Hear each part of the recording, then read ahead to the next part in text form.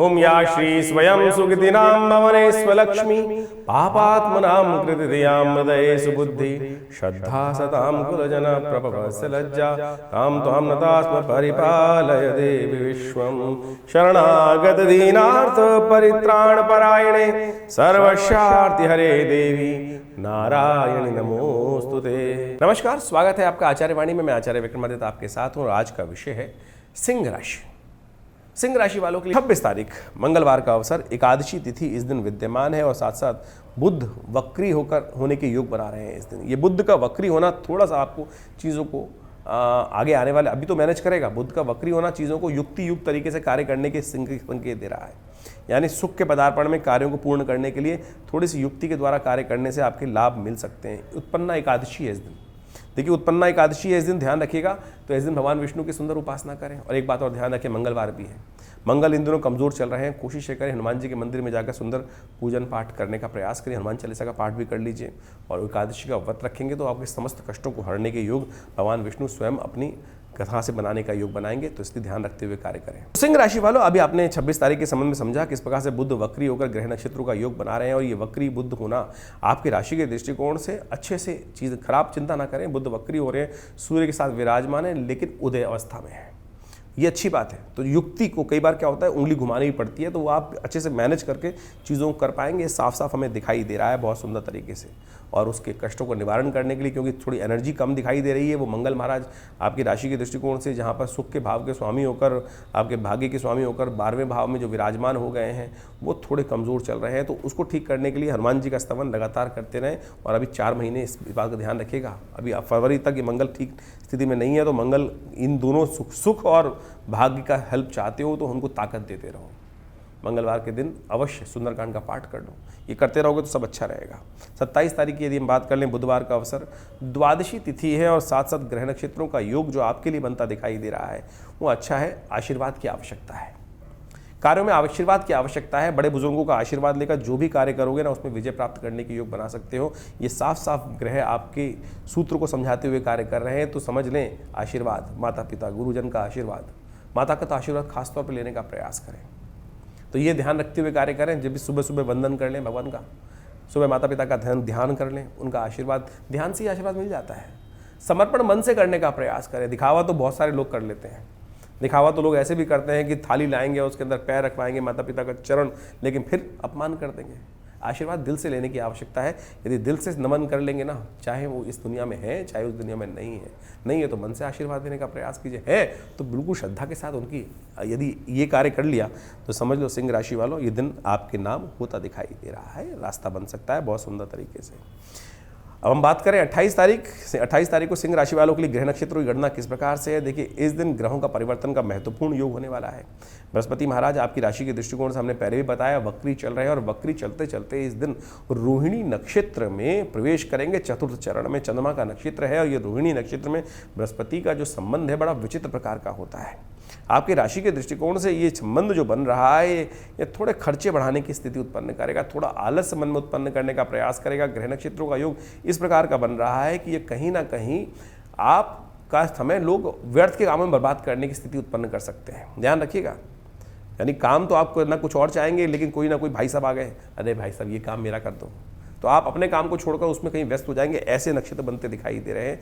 ध्यान रखिए, थोड़ा स्वार्थी बनने का समय है। यदि इस समय को लाभ में चाहते हो तो स्वार्थी बनकर अपने कार्यों में थोड़ा ध्यान देने का प्रयास कीजिए, नहीं तो अननेसेसरी का समय बर्बाद होने की स्थिति उत्पन्न हो सकती है। तो इसको ध्यान रखते हुए कार्य करेंगे तो आपके लिए अच्छा योग बन सकता है। इस बात का और ध्यान रखना चाहिए। प्रदोष है इस दिन और भगवान शंकर का सुंदर स्तवन करने का अवसर है। कोशिश ये करें, बृहस्पति प्रदोष है इस दिन, विशेष तौर पर भगवान विष्णु को पीले पुष्प अर्पित करें। हो सके तो केसर युक्त दूध से भगवान का अभिषेक करें। कष्ट निवारण करने के योग बनते दिखाई देंगे। 29 तारीख शुक्रवार का अवसर और त्रयोदशी तिथि थोड़ी वृद्धि की तरफ चली गई है। दिल्ली के पंचांग के अनुसार से बात करें तो पिछले दिन भी त्रयोदशी का योग था और इस दिन भी त्रयोदशी का योग है, इसलिए शिवरात्रि का योग इस दिन रहेगा। मासिक शिवरात्रि जो होती है, साथ साथ भद्रा का योग भी बन रहा है जो सुबह 8:39 से लेकर करीब रात्रि में 9 बजे तक तो रहेगा। इस दिन सुबह दिखाई देता है। ग्रह नक्षत्रों के दृष्टिकोण से नए कार्यों में हाथ डालने से बचना चाहिए। ग्रह नक्षत्रों के दृष्टिकोण से बाकी सारी गणनाओं को देखते हुए लगता है कि आपके लिए समय अच्छा है और मित्रों से सहयोग प्राप्त करने के रास्ते आपके लिए अच्छे बनते दिखाई देंगे और चीज़ों को व्यवस्थित करने का रास्ता आपके लिए सुंदर रहेगा। गौ पूजन करें, वो आपके लिए सबसे कल्याणकारी रहेगा। 30 तारीख की गणनाओं को समझे कि शनिवार का अवसर, चतुर्दशी उदया तिथि है, उसके बाद अमावस्या का आगमन हो जाएगा। पितृ कार्यों के लिए अमावस्या का योग बनता दिखाई दे रहा है। ग्रह परिवर्तन की तरफ जा रहे हैं और गजकेसरी योग का निर्माण आपके लिए बड़ा सुंदर तरीके से ग्रह नक्षत्रों की वजह से आपके सम्मुख हो रहा है और ये आपके लिए कार्यों में सफलता देने का योग बना सकता है। लेकिन एक बड़ी समस्या यह है कि इस दिन बुध भी अस्त होने की तरफ जा रहे हैं। बुध भी सुबह 7:20 पर अस्त हो जाएंगे, तो यानी चीज़ें लाभ तो देंगी, लेकिन कुछ चीज़ों को लाभ देने की स्थिति किस्मत से होता है ना, कई बार लाभ मिल जाता है, लाभ मिलने के योग हैं, लेकिन चीज़ों को मैनेज करने में थोड़ी सी हपड़ा दबड़ी, मन में हतोत्साहत होने के योग बन सकते हैं। मन थोड़ा सा कच्चा हो सकता है कि अरे पता नहीं, अरे चिंता मत करो। देखो, चीज़ें कई बार किस्मत साथ दे रही हो तो चीज़ें लाभ की दे ही जाती हैं, ये ग्रह नक्षत्र साफ साफ दिखा रहे हैं। तो सिंह राशि वालों, ग्रह चीज़ है, मन की कुट ठीक करने का प्रयास करें। बुध वक्री हो जाएंगे, बुध जो अस्त हो गए हैं, वक्री होकर अस्त हो गए हैं, ये काफ़ी दिन अस्त चलने वाले हैं। ऐसे में चीज़ों को ठीक करने के लिए बुध का लगातार उपाय करने का आप प्रयास करना। हो सके तो सबसे बड़ी बात, बुध को ठीक करने का रास्ता क्या है वो भी जान लो। बुध को ठीक करने के लिए है कि जैसा आपकी राशि में इन दिनों योग चल रहा है, वाणी से कोई अपशब्द ना निकले, वाणी से कोई नेगेटिव बात ना निकले।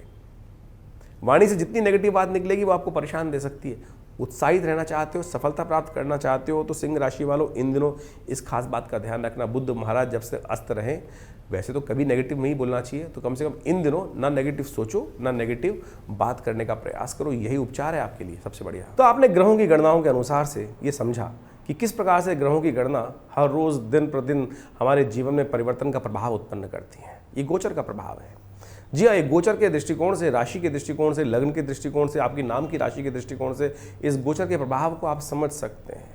देखिए, हमारे यहाँ कई प्रकार से, वैसे तो पुराने ज़माने में जो व्यवस्था चलती थी, राशि के अनुसार से ही सब लोग सारे कार्य करने का प्रयास करते थे, उसके दृष्टिकोण से एक रास्ता बन जाता। लेकिन आज नाम की राशि कुछ और है, जन्म की राशि कुछ और है, लग्न कुछ और है, और फिर इनमें भी प्रभावी सबसे ज़्यादा कौन है, ये सब गणनाओं का विषय है। इसको सुंदर रूप से समझने का हमें प्रयास करना चाहिए और फिर आप समझ सकते हैं कि आपको किस प्रकार से ये देखना है अपनी राशि के अनुसार से फल।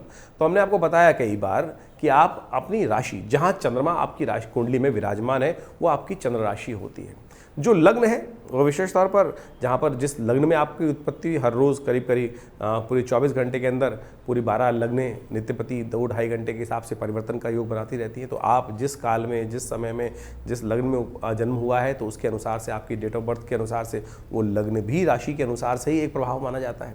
उसका भी प्रभाव पूरी जन्मपत्री के अनुसार से होता है। कई मतों में कई विभिन्न ज्योतिषियों ने, विभिन्न आचार्यों ने अलग अलग प्रकार के मत दिए हैं। ज्योतिष के दृष्टिकोण से ऐसा भी कहा जाता है कि जो गोचर का प्रभाव है वो चंद्र राशि के अनुसार से देखना चाहिए। लेकिन हमने ऐसा देखा कि कई बार जन्मपत्री में चंद्र राशि इतनी प्रभावी नहीं होती, लग्न राशि ही प्रभावी होती है, लग्न जो होती है, और उसके अनुसार से ही पूरा प्रेडिक्शन मैच करता है।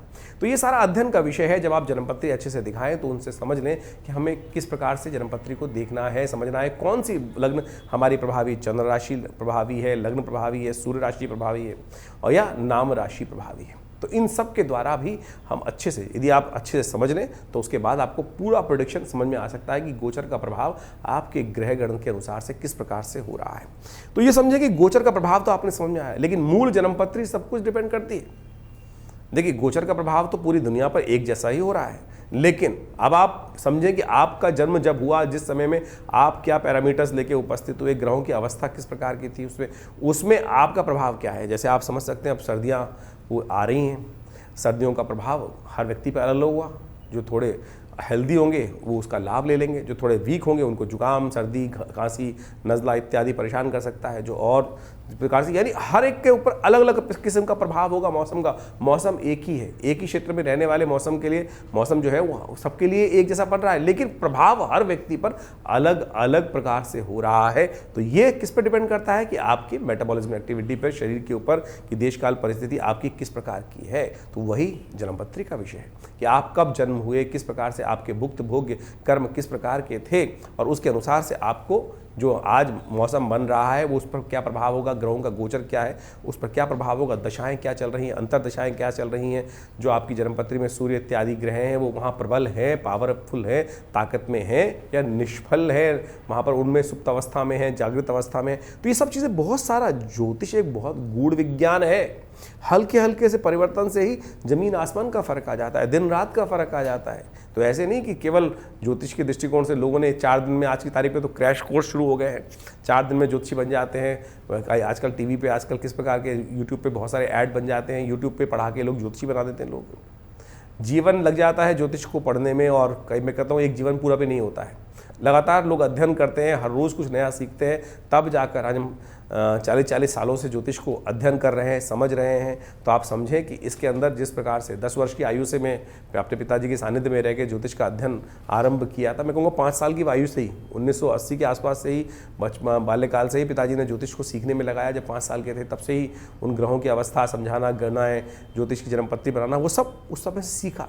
और इसका प्रभाव पड़ता है कि बहुत सारी चीज़ें सैद्धांतिक तौर पे समझ में आती हैं और आप समझें कि ज्योतिष के अंदर बहुत गूढ़ रहस्य है, तब जाके जीवन में परिवर्तन का मार्ग आप समझ सकते हैं। और दूसरा कारण एक और है, ज्योतिष में 2 विषय है, एक तो गणित है और एक फलित है। एक कारण को जानने का तरीका है और एक निवारण का तरीका है। ऐसी कोई विज्ञान की स्थिति ठीक नहीं है कि जिसमें निवारण हो ही ना। तो ज्योतिष के अंदर मंत्र विज्ञान के माध्यम से, औषध विज्ञान के माध्यम से, पूजा पाठ के दान पुण्य के इत्यादि के विधान के अनुसार से ग्रहों की गणनाओं को समझकर उसका कष्टों का निवारण करने का मार्ग भी प्रशस्त किया गया है। तुलसी बाबा ने कहा ना, सकल पदार्थ हैं जगमाही, कर्महीन पुरुष पावत नाही। तो इसलिए कर्म सही रूप से करने का हमें प्रयास करना चाहिए, सही दिशा में, सही स्थिति में करने का प्रयास करना चाहिए। यदि सही दिशा में चीज़ों को समझकर हम सही दिशा को पकड़कर आगे चलने का प्रयास करेंगे तो गंतव्य पर, लक्ष्य पर पहुंच ही जाएंगे। तो ये ज्योतिष का हमने आपको कारण के साथ निवारण का रास्ता समझाने का प्रयास किया। तो आप भी अपनी जन्मपत्री को, बड़े भाग्य से मानुष तन पावा है, कहा ना तुलसी बाबा ने कि बड़े भाग्य मानुष तन पावा। तो इसको ऐसे ही व्यर्थ ना गवाइए। चीज़ों को समझते हुए, स्थिति को समझते हुए जीवन में उत्कृष्ट पद प्राप्त करने के लिए, सबसे आगे बढ़ने के लिए हम समय, देश, काल, परिस्थिति को समझें, वो ही ज्योतिष सिखाता है। और जो समझ लेते हैं वो वारे न्यारे करवा लेते हैं, और जो नहीं समझते हैं वो वहीं के वहीं फंसे रहते हैं, विडंबनाओं में फंसे रहते हैं। बहुत सारे लोग लिख के भी लिखते हैं, अरे कुछ नहीं होता ज्योतिष विज्ञान। फिर देखते क्यों भाई? पूरे विश्व ने अनादिकाल से ज्योतिष विज्ञान का लाभ लिया और क्या से क्या लोगों ने प्राप्त कर लिया। नित्य प्रति हम देखते हैं बहुत सारे लाभ। जब जन्मपत्री देख रहे होते हैं, जो विषय निकल कर आता है आश्चर्यचकित कर देता है कि कैसे इन गणनाओं के माध्यम से वो सत्य सामने आ जाता है। इसके भाग्य में कब क्या लिखा है वो जानने को मिल जाता है, और कब उसके अनुसार से हम उसका लाभ भी ले सकते हैं, बिल्कुल परिवर्तन कर सकते हैं।